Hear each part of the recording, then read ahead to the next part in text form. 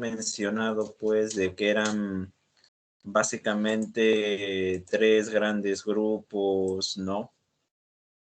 Justamente teoría literaria, figuras, lo que es también, ¿no? El tipos de narradores, indigenismo, real, ¿no? Indigenismo y realismo, básicamente, que esas serán las situaciones que vamos a ver. Pues eso ha cambiado, digamos, eso ha cambiado, ¿no? Sí, no, no hay problema, Fabricio, no, justamente.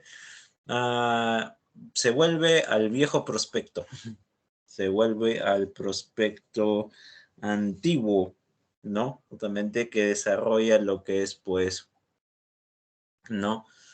Los distintos temas, ¿no? Conceptos básicos, literatura antigua, Odiseo, Edipo Rey, Divina Comedia, Romeo y Julieta, Werther, Crimen y Castigo, La Metamorfosis, por ejemplo, etcétera, etcétera, etcétera, etcétera. Entonces, realmente ya no es centrar solamente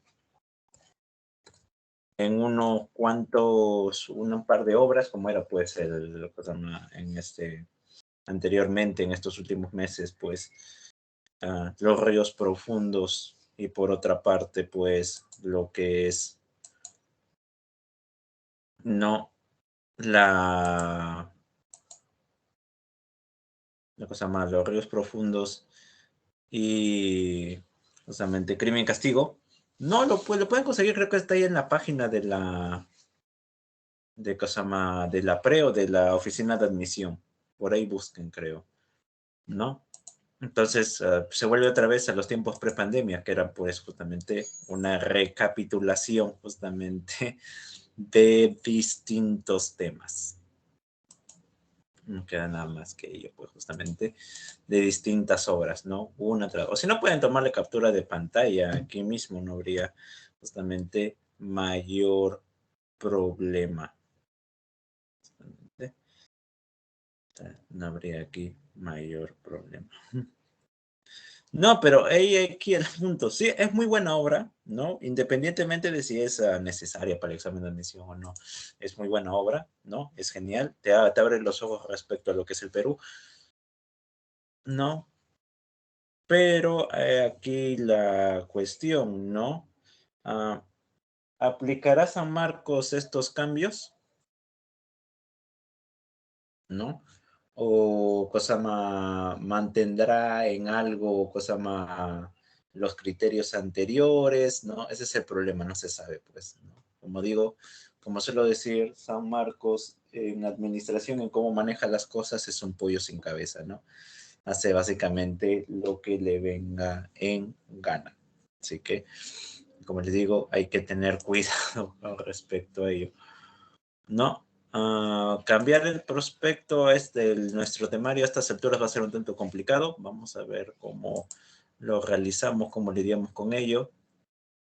Pero no para el intermedio, principalmente que el intermedio está basado pues en el prospecto antiguo, pero ya nos iremos acomodando, ¿no? Ya nos iremos acomodando. No estaremos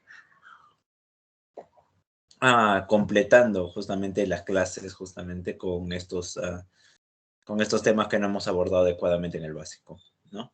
Ya se verá ahí. Sí, era así. Era así, con esta clase de preguntas, que eran memorísticas, aunque yo no sé, yo no creo que vuelvan a las preguntas memorísticas, por ejemplo, de decir quién es el personaje que representa la solidaridad en la metamorfosis, por ejemplo. No creo que vuelvan, pues, a ese estilo, sino que seguirán, pues, un fragmento y la obra para analizar, asumo yo, seguirá bajo ese estilo. Sería un cambio demasiado radical, pero ese es el problema, pues con San Marcos no se sabe, ¿no? El número de preguntas depende de cada curso. Por ejemplo, si vas a ingenierías, pues obviamente preguntas de literatura vendrán cuatro. ¿No? En cambio, si vas a letras, por ejemplo, comunicación, lingüística, algo o afines, ¿no? Te van a venir seis o incluso ocho preguntas, ¿no?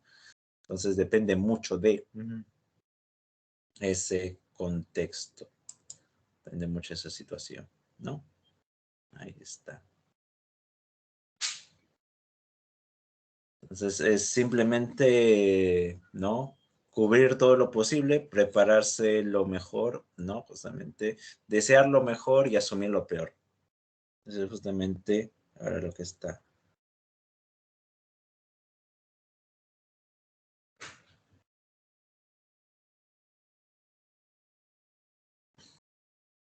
¿Alguna duda más?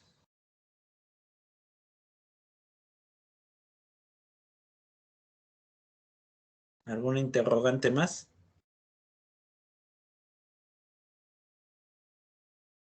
Respecto a esos cambios, ustedes todavía están en básico, pero de todos modos tienen que ser conscientes de esta nueva situación que se da, pues. Así que, como digo, hay que cubrir, no las posibilidades, no queda de otra. No queda de otra. ¿Todo claro parece? Ok, entonces vamos a hacer un repaso de lo que fue el tema anterior. Vamos a ver aquí. Esperen que comparta momentáneamente.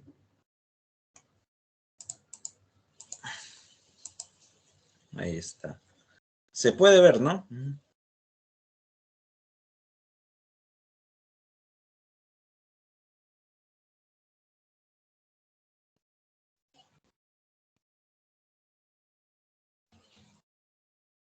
Ok. Entonces, ahora vamos a proceder. Hola YouTube, en este video hablaremos sobre la metamorfosis. La historia inicia con Gregorio Samsa transformado en un insecto. Pese a esto le preocupa su trabajo, así que trata de levantarse, pero es una tarea difícil. Su familia pregunta por él, Gregorio responde, pero su voz ha cambiado. Su jefe llega a la casa para instarle a salir porque no está presente en el trabajo y ante tanta insistencia, Gregorio, después de morder la llave para girarla, finalmente sale de su habitación. El espanto es evidente. El apoderado se va horrorizado por lo que ve. El padre toma el bastón que éste había dejado y amenaza a Gregorio hasta que regrese a su habitación.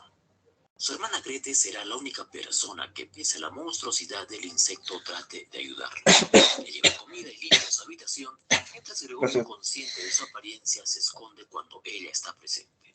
Gregorio va explorando su nueva condición y comienza a caminar por las paredes. La hermana resuelve sacar los muebles para darle mayor comodidad, pero el insecto siente que le están quitando lo poco de humanidad que le queda. Así que Gregorio sale de su escondite y se queda pegado a un cuadro para espantar a quien quiera arremeter contra su habitación. Al verlo, su madre se desmaya. Grete busca un remedio y un trozo de vidrio cae sobre Gregorio. Llega su padre y al ver la escena toma unas manzanas que va arrojándolas una a una al insecto. Un trozo de ellas se incrusta en su cuerpo. Ya que de Gregorio dependía el sustento familiar, con su conversión todos empezarán a trabajar. El padre será ordenanza de un banco y se niega a quitarse el uniforme. La madre se dedicará a la costura y la hermana será una dependienta que también estudia por las noches. Además, se contrata una nueva criada que trata mal a Gregorio. También se alquila parte de la casa a 3 inquilinos. Grete tocaba el violín y anhelaba ir al conservatorio. Los huéspedes, al enterarse de su talento, le piden al padre que toque para ellos. Gregorio, al verlos, nota que se aburre. Piensa que pese a su condición es todavía humano al poder sentir la música. Se ilusiona. Piensa que diciéndole a su hermana que toque para él, ella se lo agradecería. Entonces, Gregorio, ya sucio y empolvado, desde su rincón oscuro asoma la cabeza por la puerta. Los inquilinos lo ven y se espantan. Grete, molesta por la interrupción, expulsa su ira contenida y finalmente se le oye decir que no soporta más la presencia de su hermano, un insecto, una molestosa carga. La criada encuentra a Gregorio y éste ya no responde. Se había entregado al olvido, a la muerte. La sirvienta anuncia groseramente el fallecimiento de Gregorio como si se tratara de un objeto, un animal más. Su cuerpo estaba lánguido y seco. La familia no puede ocultar su alegría. Ahora viaja en un tren. El padre le dice a Grete que es hora de buscarle un marido. Kafka tuvo una relación difícil con su padre. La visión de este es vertical, prepotente y conservadora. Obliga a Franz a estudiar derecho. El Kafka adulto le escribió varias cartas donde le interpela este pasado. Estas no llegaron a su destinatario, pero fueron reunidas en cartas al padre. En la metamorfosis, el alter ego de Kafka será Gregorio. Se puede notar la relación con su padre en la obra en el momento en que, por ejemplo, este le amenaza con el bastón o con las manzanas y Gregorio solo baja la cabeza. El resto de su obra tiene también carácter autobiográfico. El proceso tratará sobre la justicia invisible, el castillo sobre la burocracia y la alienación. Estas obras serán recorridas transversalmente por el absurdo o por el nuevo término instaurado, lo kafkiano. El trabajo burocrático de Kafka se verá reflejado también en la obra. Gregorio es un personaje entregado a la cotidianidad de su trabajo que lo avasalla. Dentro del contexto capitalista del vanguardismo, la obra se puede interpretar como la deshumanización del hombre a causa de la absorción del sistema o la pérdida del yo para ser un engranaje de la maquinaria económica. Esto es llamado alienación. No es casual que en las descripciones del padre este no se pueda desprender del uniforme de ordenanza o que Gregorio Samsa, el hombre del siglo XX entregado al trabajo, padezca esta transformación y que después de este hecho la familia lo deseche no solo por su apariencia sino porque deja de producir económicamente. Que Gregorio haya amanecido convertido en un insecto es una declaración de lo absurdo. Un absurdo que cruza los límites, pues pese a su condición, el insecto quiere ir a trabajar, se levanta y piensa en ello. Este es el absurdo existencial, caótico y pesimista que nos adelanta Camus. Es por eso que se considera esta novela como preexistencialista o en las líneas de Kierkegaard. La exageración y deformación de la realidad con la incursión de un insecto para expresar la soledad, hacen de esta una obra expresionista. El solo imaginar un insecto como parte de un escenario nos recuerda al cine expresionista alemán. La intensidad con que se expresa esta condición, la deformidad y el pesimismo están cargadas de un ambiente angustiante y lleno de soledad. Kafka en su adultez padece de una tuberculosis que irá consumiéndole hasta desgastarlo. No convencido de sus escritos, los deja a su amigo y editor Max Brod, a quien le pide deshacerse de ellos, pero Brod decide poner la obra de Kafka a la luz del mundo. En suma, la metamorfosis es una alegoría. Representa la deshumanización y el absurdo en un sistema de intercambios donde lo humano parece reducirse a la apariencia y a la utilidad. Y si no se cumple con estas condiciones, la sociedad lo desecha. La muerte del insecto trae a la familia el alivio y la liberación. Franz Kafka muere en 1924.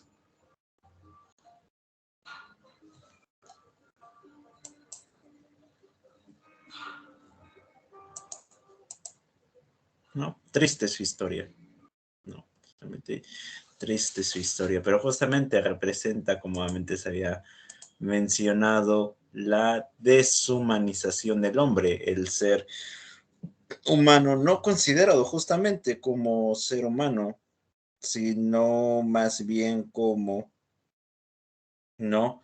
Un ser despreciable, ¿no? Justamente un ser que solamente es válido, ¿no? Un ser que solamente es importante si es que es útil, si es que no ofrece cosa más, si es que justamente desarrolla dinero, si es que ofrece dinero, ¿no? Justamente. Esa es la única manera, pues, justamente en que el ser humano puede alcanzar su validez.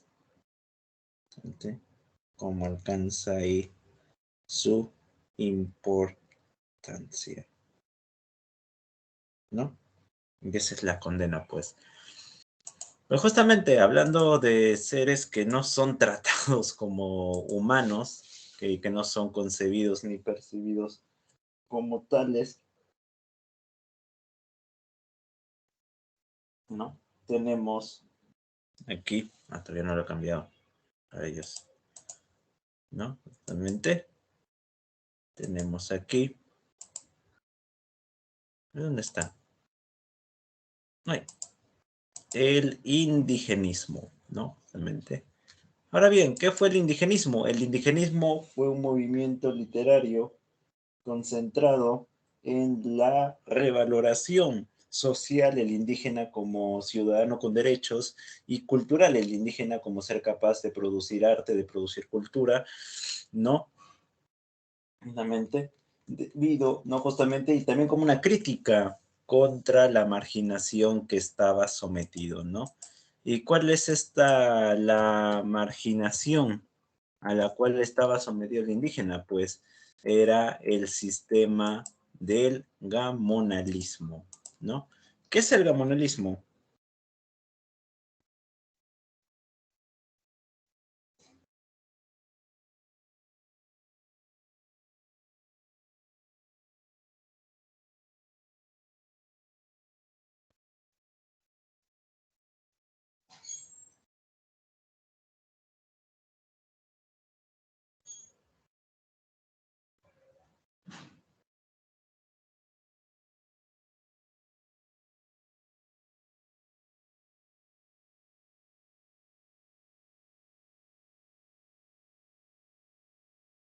¿Alguien lo saca?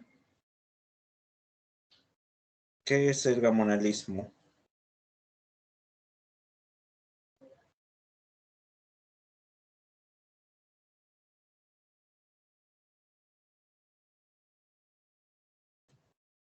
Bueno, se los voy a enseñar básicamente qué es el gamonalismo.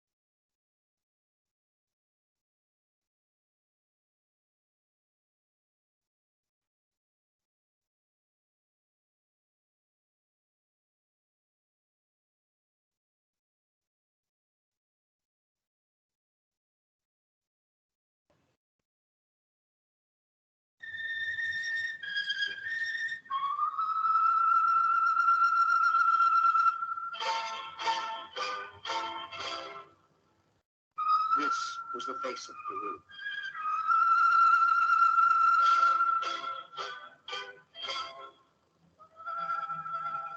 In 10 years, it has barely altered. The peasants are still isolated, their existence primitive.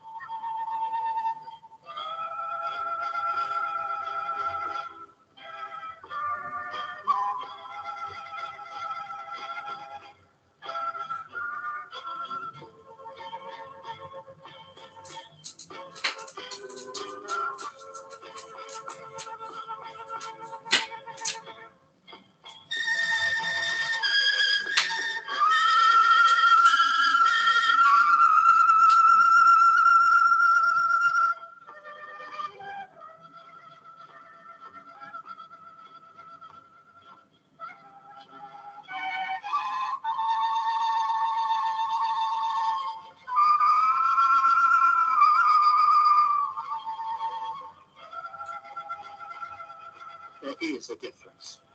Hilario Gallegos was born here 52 years ago. As a child, he worked 12 hours a day shelling maize until his hands bled. His pay, 1 piece of bread. Even 10 years ago, he was still on 3 pence a day. But now, he calls no one master. Señora, diga,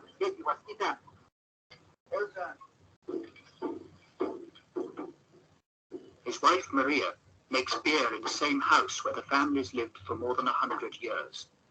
They're still desperately poor, but no longer degraded. We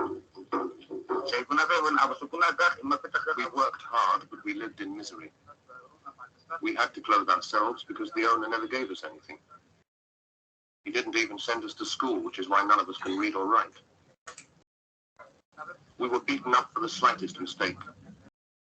If two of us had a set to, the owner would punish us with a thrashing. If we were granted an audience with the master, we would say to him, "Good morning, father. I would like to talk to you." And the master would answer, "What's all this about? Do you work on my land? Do you live in one of my houses or out in the fields?" When we told him our names, he'd tell us to get out, saying, "I don't need you. I only want workers here, not layabouts." He never ever listened to us. He maltreated and humiliated us. At the celebration, a speech. "Brothers, this land is ours. It's our gold and our silver. Saturnino Wilker is a legend in this land. The old man offers his audience a peasant gospel which he's been preaching for half a century. Before the revolution, Saturnino was a wanted man on the run for 40 years, a subversive among the people. His message now, after 10 years, the revolution is still to be won. We have our land, but not justice.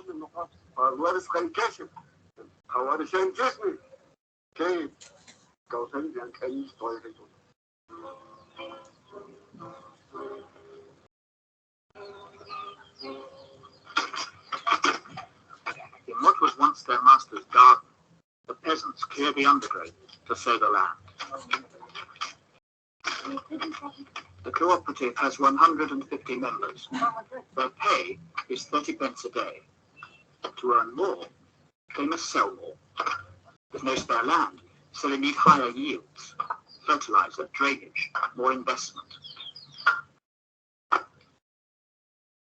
How to raise the money? The revolution never planned for that.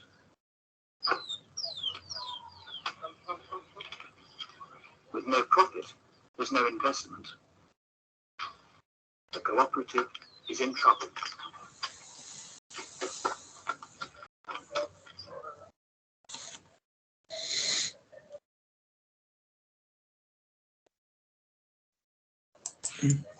En eso consiste el gamonalismo.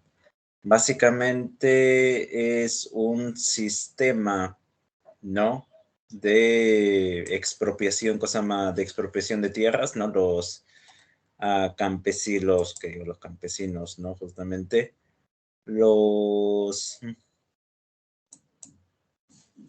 justamente gamonales arrebataban las tierras a las comunidades, ¿no? Y en base a ello, ¿no? Justamente les arrebataban las tierras, ¿no? Justamente, y como las comunidades andinas, pues, son necesarias, ¿no? Justamente necesitan, pues, ¿no?, de la tierra para cultivar, para sus cosechas, para poder sustentarse, para poder sobrevivir, pues, obviamente terminaban trabajando, ¿no?, para estas personas, terminaban como siervos, y entonces ahí sufrían constantes abusos, constantes maltratos, ¿sí? Esa era la vida que ellos debían de llevar: constante maltrato, constante violencia, constante abuso, ¿no? Esas eran las duras condiciones de sus existencias, ¿no? Claro, cosa más, es un sistema semifeudal, ¿no? Que entre quien más tierra tengas, ¿no?, más poderoso eres, y más siervos, ¿no?, básicamente, que trabajen para ti. Entonces, esto, ¿no?, limita al indígena a la condición de persona subdesarrollada, ¿no? Justamente, básicamente limita a la persona a la condición de individuo de segunda categoría, ¿no? Ahí la gran atrocidad, pues, justamente, que desarrollaba esta obra. Justamente porque recuerden, ¿no?, Perú se funda como una nación criolla, Es decir, como una nación de raíces europeas que mira hacia Europa, ¿no? Para formarse una imagen de sí mismo. Todo lo que no es europeo, todo lo que no es occidental, pues simplemente no es válido, ¿no? Realmente es considerado un signo de subdesarrollo que debe eliminarse, ¿no? Por eso, ¿no? Justamente, ¿ustedes alguna vez han ido a Pasamayo, a Otusco, a la Merced? ¿Saben qué hay ahí?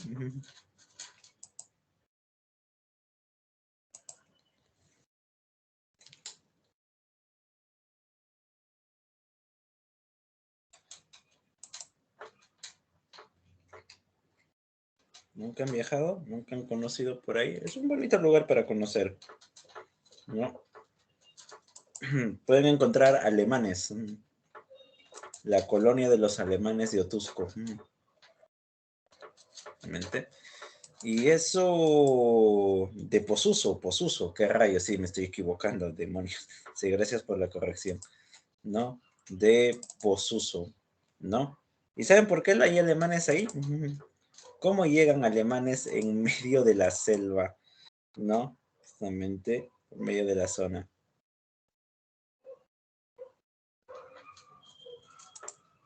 ¿No?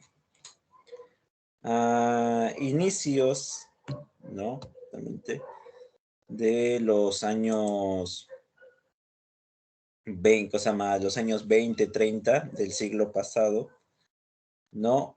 El hijo de Ricardo Palma, Clemente Palma, publica una tesis, un trabajo sobre las razas del Perú, donde afirmaba pues de que el atraso del Perú era que la raza blanca, la raza caucásica, se había contaminado, ¿no? Con lo que era la melancolía y barbaridad del indio, con la lujuria y salvajismo del negro y con el vicio del chino que se había contaminado justamente por todos esos elementos. Entonces era necesario revitalizar la sangre andina, no cosa más, la sangre peruana con elementos de una raza pues trabajadora, superior, racional, civilizada, como era pues la caucásica. Y por eso trajeron hartos austríacos y alemanes a la zona de la selva, lo abandonaron ahí a su suerte. Algunas comunidades murieron, otras prosperaron y eso pasa a formar parte de Posuso. Posuso existe gracias a una política racista no llevada a cabo por el gobierno peruano. Así que gracias a los racistas, ¿no? Ustedes pueden ir hacia esa zona, ¿no? Las señoritas pueden conseguirse, ¿no? Justamente a un novio alemán de 1,85 m, ¿no? Y los jóvenes aquí también podrán conseguirse a una novia alemana, justamente de 1,80 m, ¿no? Aunque ustedes midan, no, ustedes no pasen del 1,65 m, ¿no? Podrán conseguir, ¿no? Una novia con esas cualidades para, justamente como tan malamente se dice hasta nuestros días, para mejorar la raza, ¿no? Entonces, esta es una problemática que todavía se mantiene vigente en nuestros días, ¿no? Que todavía se mantiene vigente en la actualidad. Tenemos pues, ¿no? Que cosa más, las personas de la comunidad nativa de Bagua en el Amazonas, ¿no? No pueden decir al resto de los peruanos, a las personas de primera categoría, ¿no? ¿Qué cosa más, qué es lo que deben hacer, ¿no? Esas famosas palabras dichas por el bueno de Alan García, ¿no? O por ejemplo, esta otra me gusta bastante. Sí, en Oxapampa también hay, pues, ¿no? También hay, ¿cómo se llama este de acá? Se me va el nombre. Demonios. ¿No? Las personas del Ande no piensan adecuadamente, porque debido a la altura, el oxígeno no les llega al cerebro, ¿no? Esa también es otra frase, realmente, para la historia nacional, ¿no? ¿Saben quién dijo esa frase?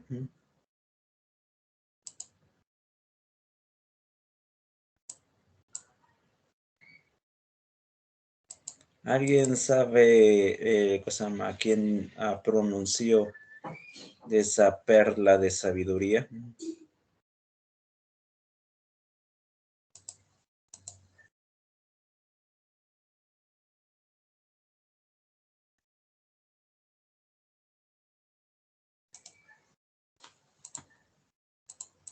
No, por si acaso no fue Acuña.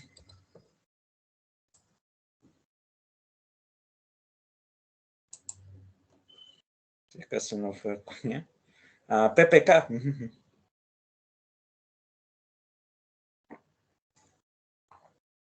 Pedro Pablo Kuczynski. No. Soltó.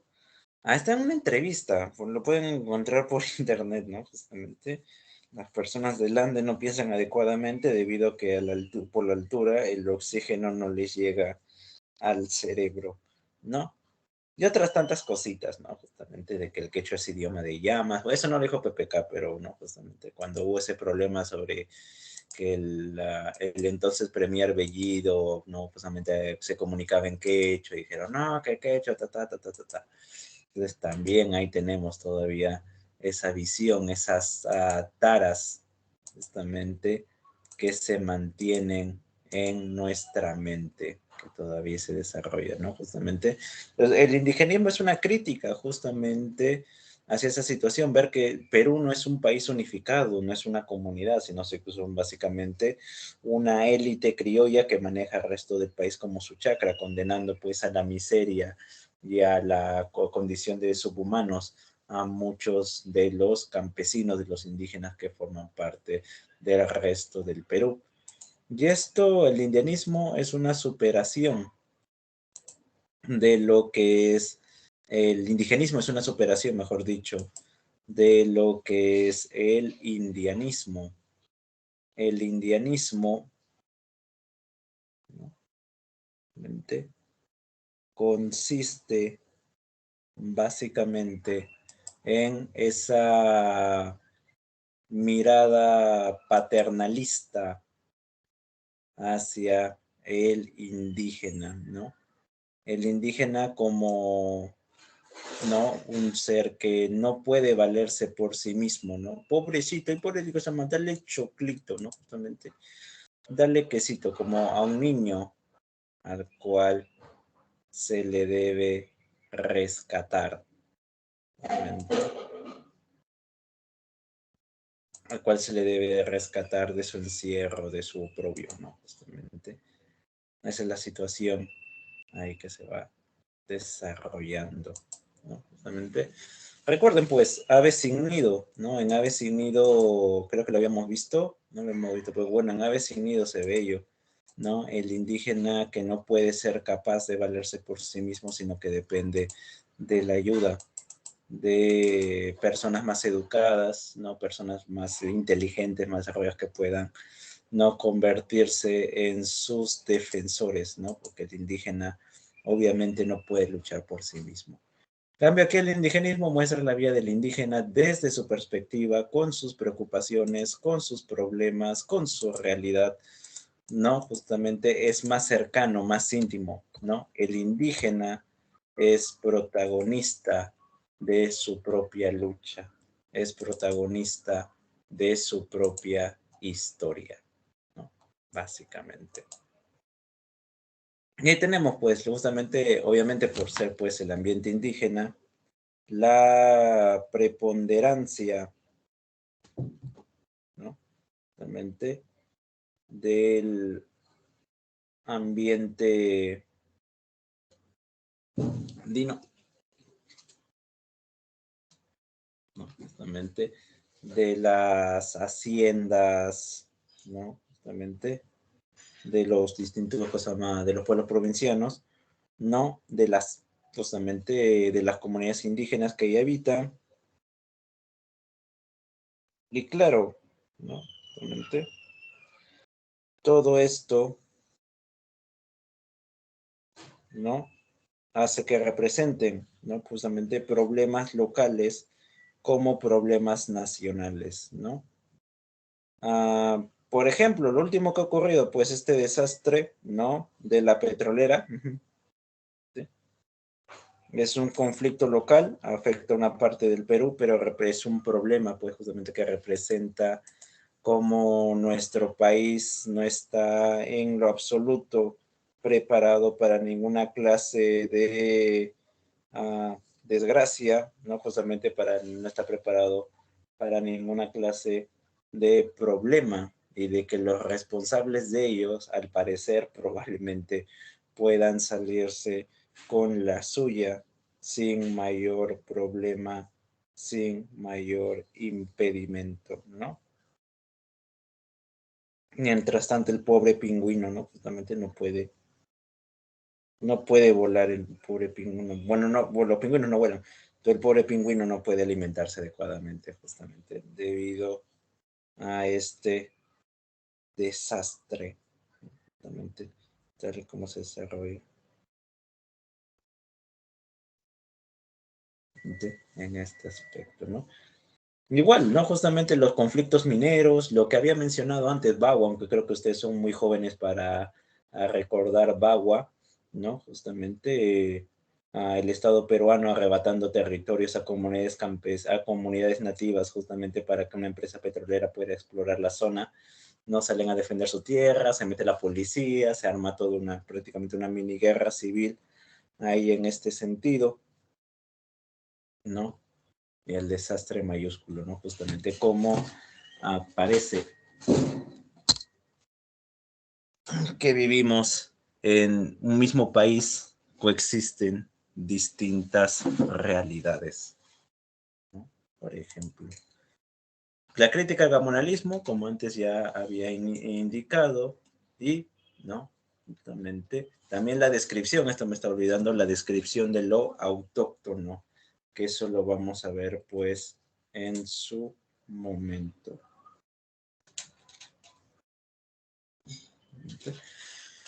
Y un esquema narrativo tradicional también. ¿Qué quiere decir con ello de esquema narrativo tradicional?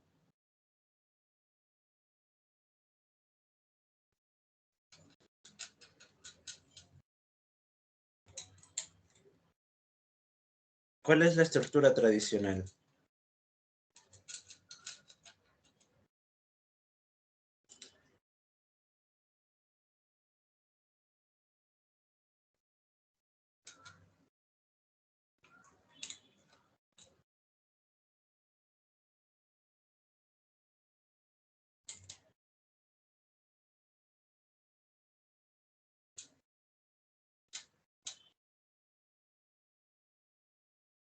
¿Cómo se desarrollan la mayoría de las historias, pues?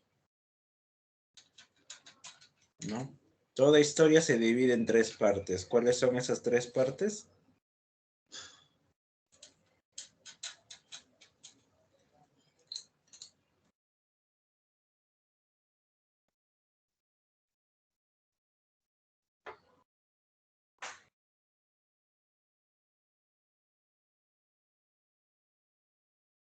Sí, inicio, nudo y desenlace, ¿no? Simplemente el orden lógico de toda historia, inicio, nudo y desenlace. A ver, ¿qué tipo también de narrador utiliza?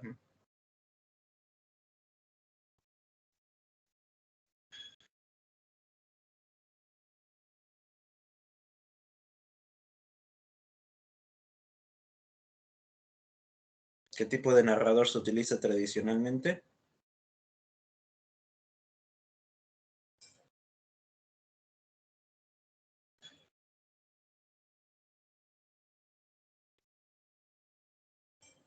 Utiliza, por ejemplo, múltiples narradores. Sí, narrador omnisciente o puede ser también un narrador en primera persona. Pero esos son los dos tipos de narradores que usualmente se utilizan. Entonces, Aquí, por ejemplo, no se utiliza técnicas literarias, eso todavía no había alcanzado, no se había desarrollado en nuestro país, ¿no? Ahorita, esta situación. Tenemos aquí a los antecedentes del indigenismo, ¿no? Manuel González Prada, con Páginas Libres, donde habla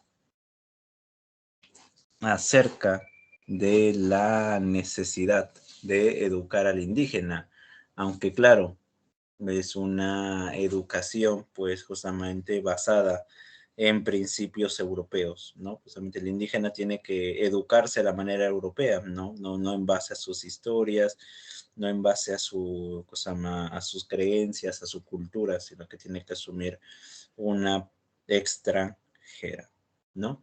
Tenemos Clorinda Mata Turner, ¿no? Critica la criada embrutecedora del indio, el gobernador que impone la ley a su manera, ¿no? Realmente el cura, ¿no? Justamente que promueve un evangelio de la sumisión y el juez que, ¿no? Determina la justicia siempre a favor de los poderosos.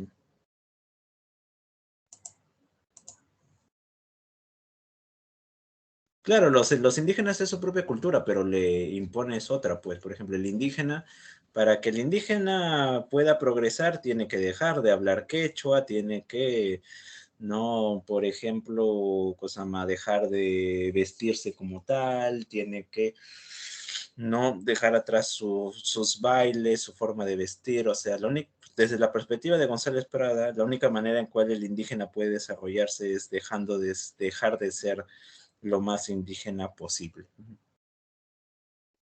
Ese es el punto, ¿no? Justamente. Claro, eso no es indigenismo, pues esa era todavía una postura anterior, ¿no? Tenemos también aquí a José Carlos Mariátegui, ¿no? Con sus 7 ensayos de interpretación de la realidad peruana, donde afirma justamente, dice, el problema del indio es el problema de la tierra. Pues claro, o sea, el gran problema del indígena es que no trabaja las mismas tierras que produce, no es dueño de su propio trabajo, sino que simplemente se limita a ser sirviente. Ese es ahí justamente su problema, ¿no? Ahí la cuestión, ¿no? Justamente. Por eso, ¿no? Desde estos años, desde los años 20, desde los años 30, ya se debate sobre la reforma agraria, que luego, ¿no? Haría ley, promulgaría Velasco, ¿no? Velasco no inventó nada con la reforma agraria, ¿no? El gran problema de la reforma agraria fue que ella se haya tardado tanto en darse, ¿no? Justamente. De ahí proviene su famosa frase, pues, ¿no? La tierra es de quien la trabaja.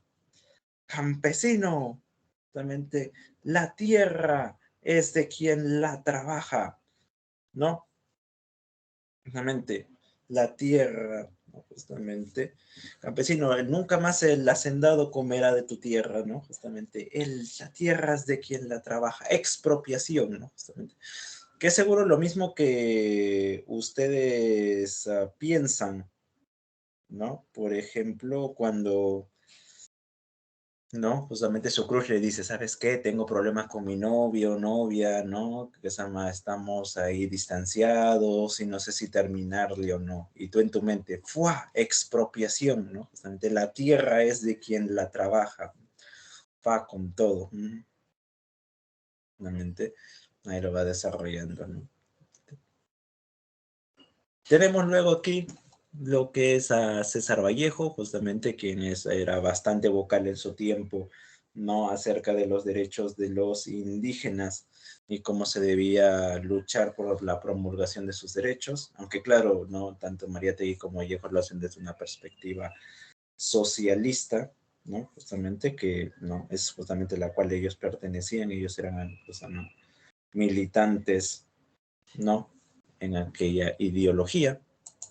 ¿No? Y Enrique López Albujar con los cuentos andinos, que es la primera representación realista de los indígenas, la primera representación. ¿no? Y alejado del sentimentalismo, del idealismo, con lo cual era retratado anteriormente.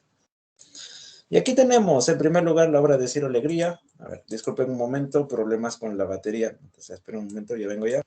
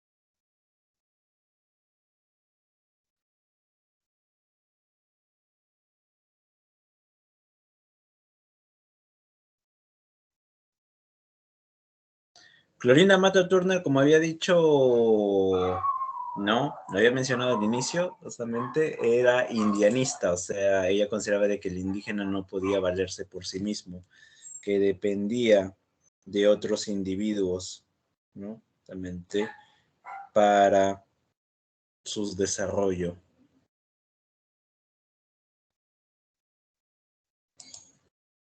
¿no? En este sentido, ¿no? Justamente, el indígena necesita ser rescatado, ¿no? Justamente, básicamente como una princesa Disney, ¿no? O sea, el indígena no puede valerse, ¿no? Justamente por sí mismo, sino que necesita de alguien más que lo salve. Por eso el indígena no es protagonista de su propia lucha, no es protagonista de su propia historia, sino que depende de alguien más para poder sobrevivir, para poder lidiar justamente con esa cuestión,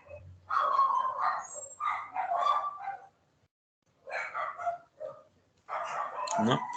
Aquí, como había mencionado antes, Ciro Alegría, ¿no? Justamente, representante, pues, de lo que es el, justamente la zona norte del Ande peruano, lo que es, por ejemplo, Cusco, lo que es Cusco, Cajamarca, la Sierra de la Libertad, el Valle del Mantaro, ¿no? Justamente, y él es representante de un pues, indigenismo que aboga por la lucha, ¿no? Social, justamente. El indígena, ¿no? Justamente tiene que luchar por sus derechos, tiene que luchar justamente por la defensa de sus bienes frente a la ambición desmedida y sin control del gamonal. Pero no es solamente contra el gamonal contra el cual quien tiene que luchar, sino también, ¿no? Contra la naturaleza misma. Porque, ¿no? Veamos aquí, ¿cómo es la vida, ¿no? Para, ¿cómo es la vida en el campo? ¿Cómo se trabaja en el campo?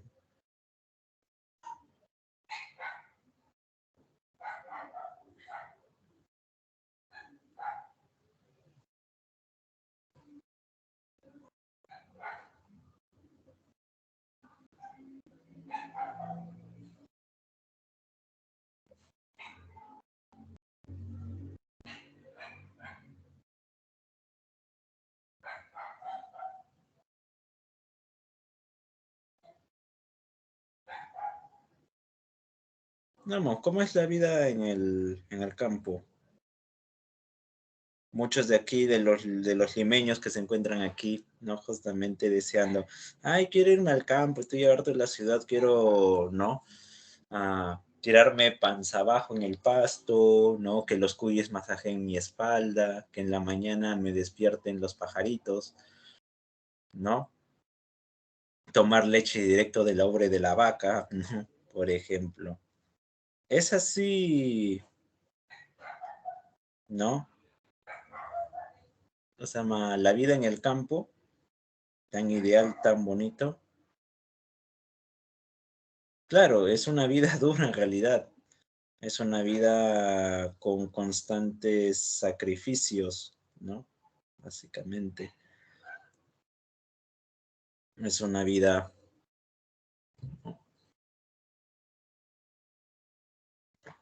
con muchos vaivenes. ¿Por qué? ¿No? Dependes enteramente de lo que es no solamente por la carencia de servicios de primera necesidad, sino también por el hecho de que uno depende, pues, de la naturaleza para poder sobrevivir, ¿no? Es decir, Cosama, no llueve, sequía. Llueve demasiado, ¿no? Huaico, tienes que surfear en tu vaca para poder sobrevivir. No, la helada y demás. Entonces, ¿no? Todo es muy relativo, es una constante lucha del campesino por sobrevivir. Por ejemplo, eso se muestra claramente en los perros hambrientos, en los Cosama.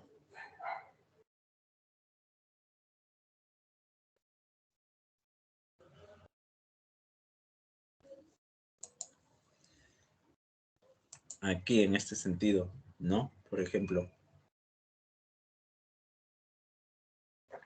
si tienes un terreno, ¿no? Justamente, claro, ¿no? Justamente en ese sentido, pero, ¿no? Como digo, depende de los vaivenes, ¿no? De la cultura. En los perros hambrientos, por ejemplo, la armonía que hay entre los perros pastores, las ovejas y los comuneros se destruye justamente por la sequía, ¿no? Antes todos eran amigos, ¿no? Los perritos eran criados entre las ovejas, luego los criaban, las personas cuidaban de los perritos también, todo estaba en armonía, pero llega la sequía y todo se va al tacho, ¿no? Porque no, las ovejas necesitan de comer, los perros también por hambre empiezan a atacar a las ovejas, los comuneros no tienen cómo darle de comer a los perros, así que los botan, entonces todo es una desgracia, todo, ¿no? Toda la armonía de ese ambiente se destruye, ¿no? Y justamente los perros hambrientos culmina justamente con el retorno de la lluvia y la esperanza justamente de que esa armonía antes perdida pueda ser reconstruida,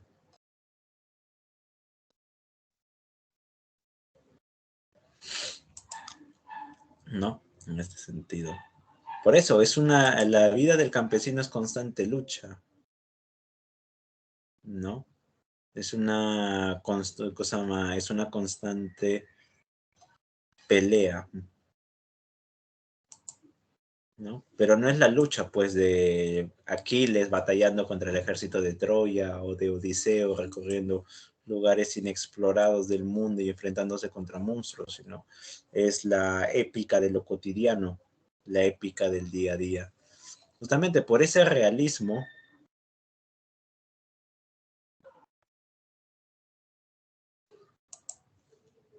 aquí,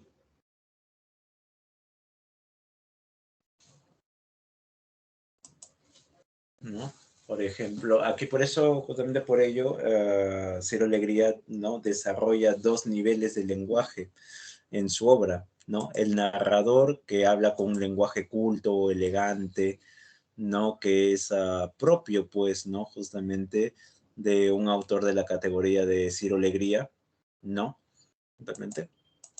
Manejo del lenguaje, aparte de que las obras estaban dirigidas a un público limeño y educado, ¿no? Y por otra parte, tenemos, ¿no? También el habla propio de los comuneros, de los campesinos, ¿no? Con el dialecto propio de la zona. Por ejemplo, los que tengan familiares en el norte, ¿no? Los que tengan familiares en el norte, ¿no? ¿Cuál es esa palabrita que siempre dicen ahí al final? casi siempre en cada oración.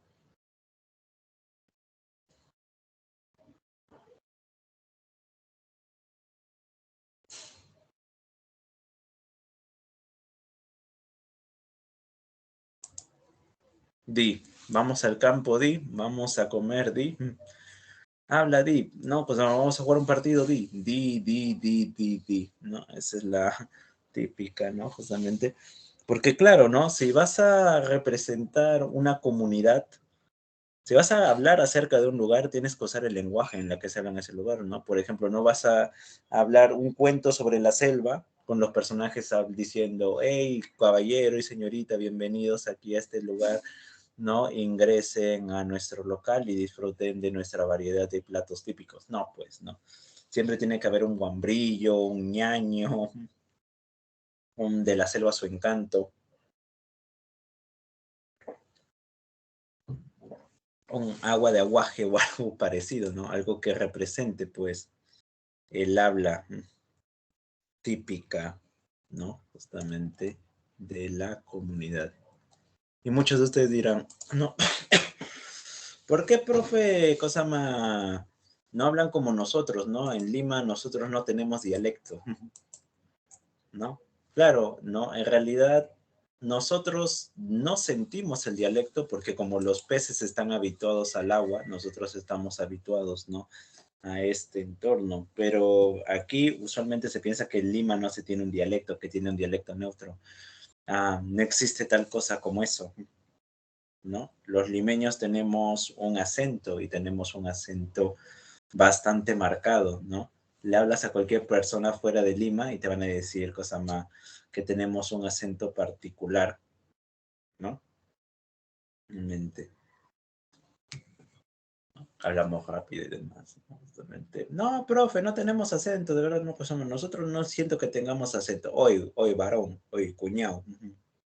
¿Cómo vas a decir hoy? Hoy AP. ¿Cómo vas a decir que no tenemos acento? Tú estás on, ¿no? Chúrate, pero parado y sin polo.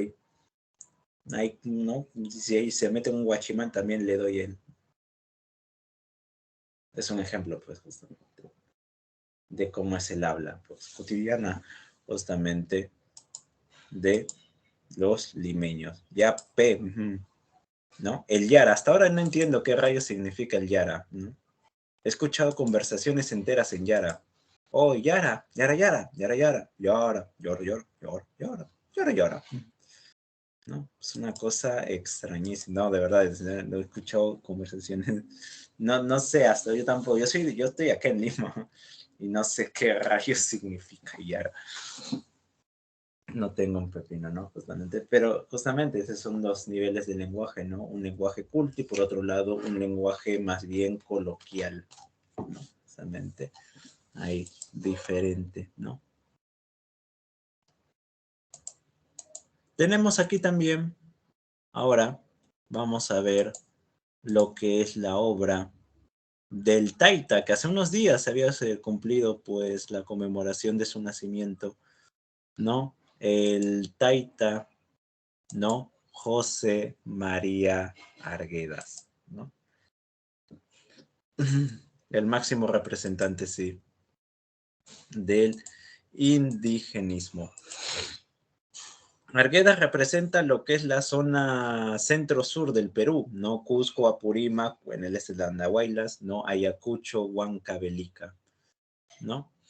Y él no solamente habla acerca de el ámbito, la necesidad social del indigenista, ¿no? O sea, del indígena de luchar por sus derechos, sino también busca comprender su cultura, ¿no? Justamente su forma de aproximarse al mundo, su manera de aproximarse, ¿no? De expresarse, sus tradiciones, no sus creencias, sus relatos, sus mitos, etcétera, etcétera, etcétera, etcétera, etcétera. Por ejemplo, ¿no? Es Arguedas quien populariza este baile que nosotros consideramos ya bastante típico de nuestro país. ¿Dónde está?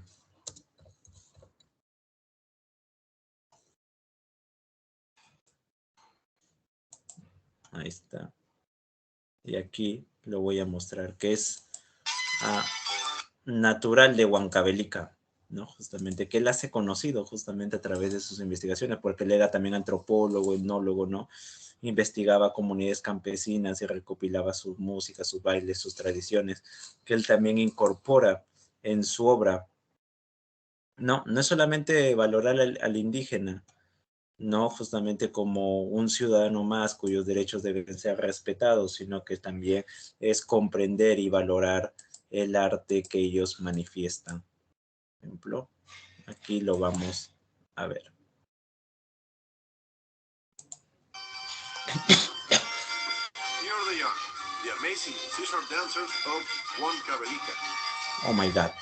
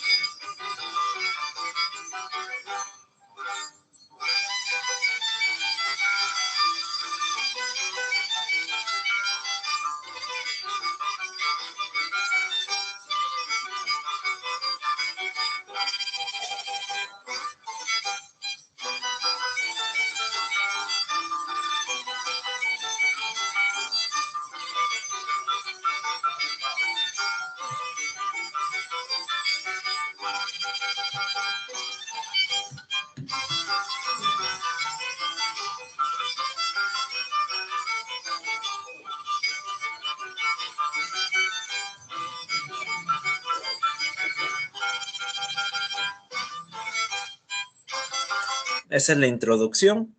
Vamos a ver aquí adelante, más adelante, lo que son sus famosas pruebas de valor. Acá está. Aquí es donde se desarrollan sus famosas pruebas de valor.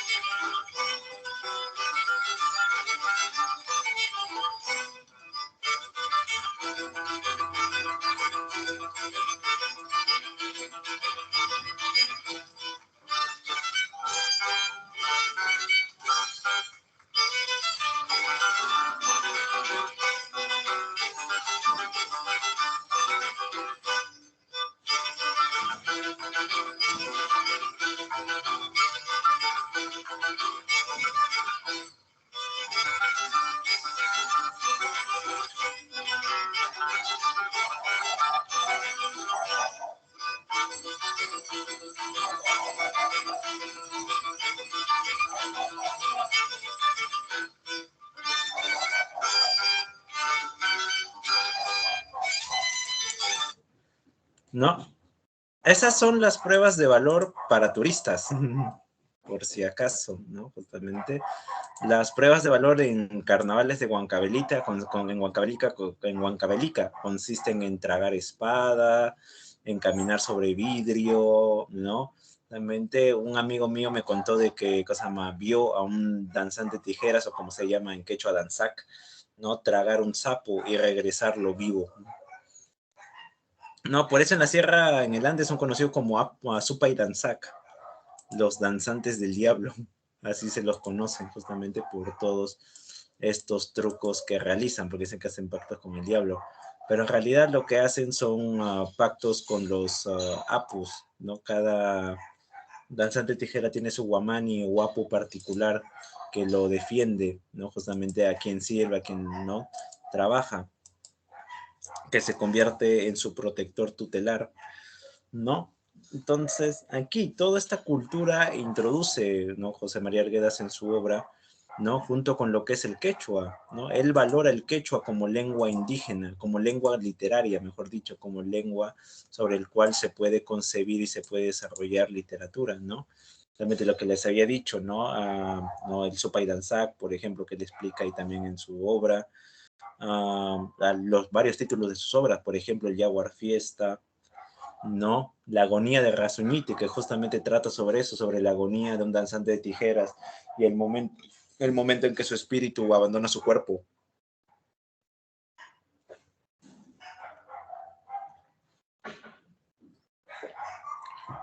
Ese es, por ejemplo, como había mencionado, la agonía de Razuñiti, ¿no? Entonces, él combina elementos quechuas con elementos españoles y los van combinando, ¿no? Hasta formar, pues, lo que es, como así ahí se menciona, lo que es el quechuañol, la combinación de quechua y español, que es ese habla entremezclada que es propia del sur peruano, del centro sur peruano, ¿no? Justamente un español con elementos quechuas y un quechua con elementos españoles que se van transformando, combinando uno con otro, ¿no? Por ejemplo, ¿no?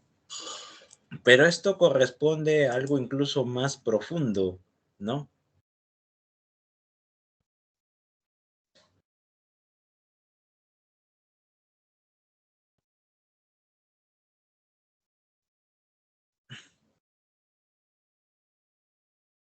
Tenemos, pues, ¿no? Para en el Ande, después de cada cosecha, ¿qué se hace?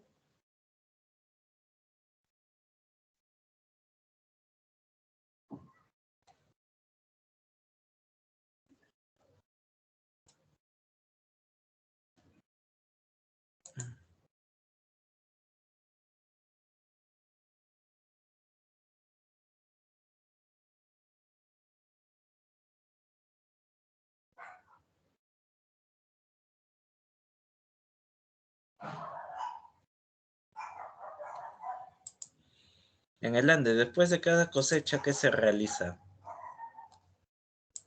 ¿Alguien?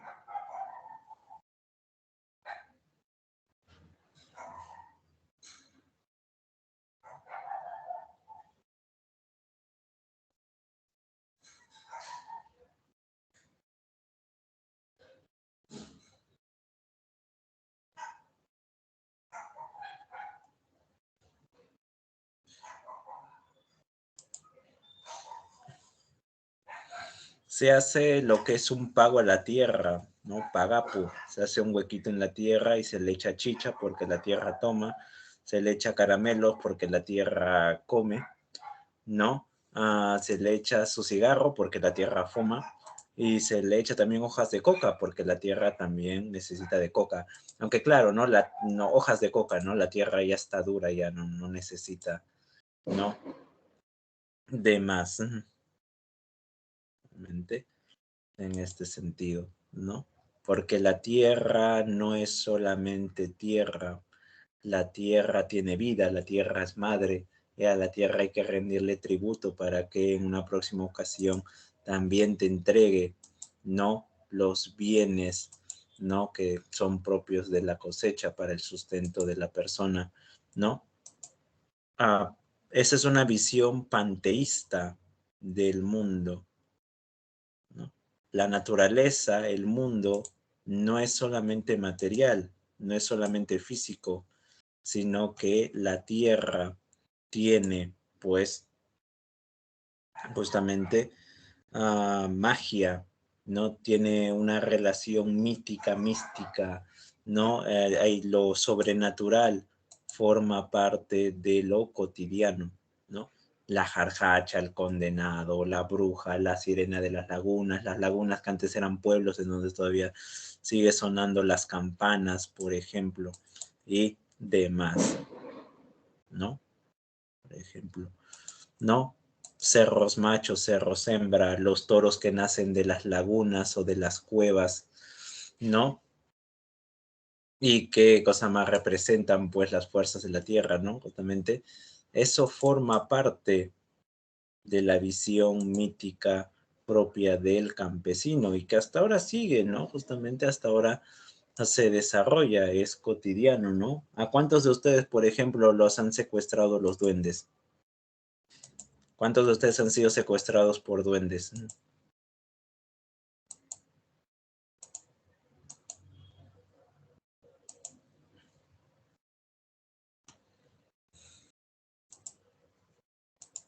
¿Alguien aquí ha sido secuestrado por duendes?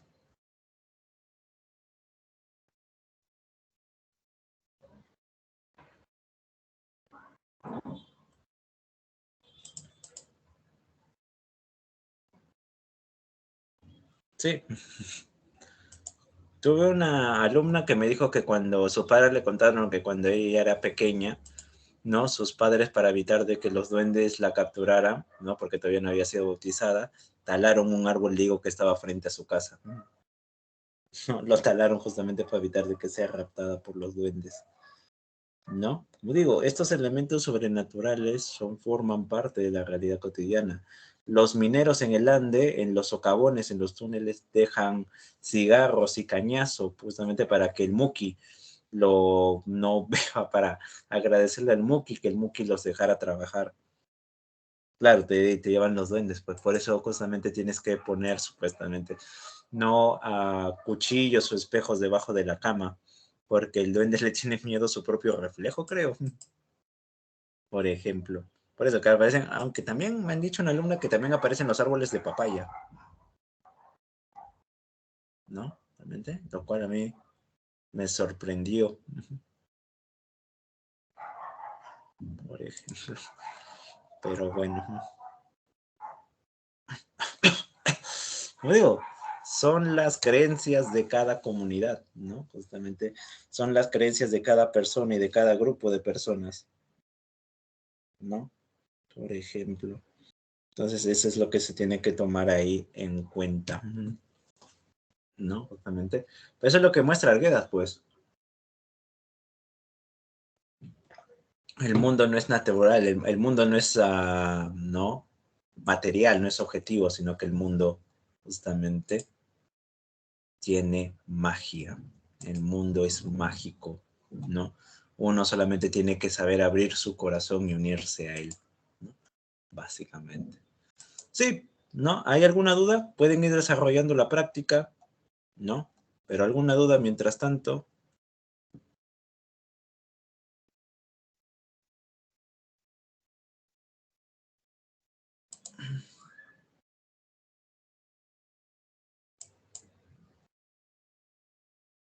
Ninguna duda, ningún interrogante. Ok, si no hay ninguna duda, ningún interrogante, podemos ponerle fin a la sesión de hoy. Nos veremos en una próxima oportunidad. Disfruten del fin de semana. Aprovechen el domingo para ir a bañarse en alguna playa, en Ventanilla, ¿no? Aprovechen para, creo que está libre Ventanilla, está poca gente concurre ahí, así que pueden ir a bañarse ahí en esa zona. Nos veremos pues en una próxima oportunidad. Nos vemos. Goodbye. O pueden bañarse también en un grifo de Repsol, es lo mismo básicamente. Nos vemos.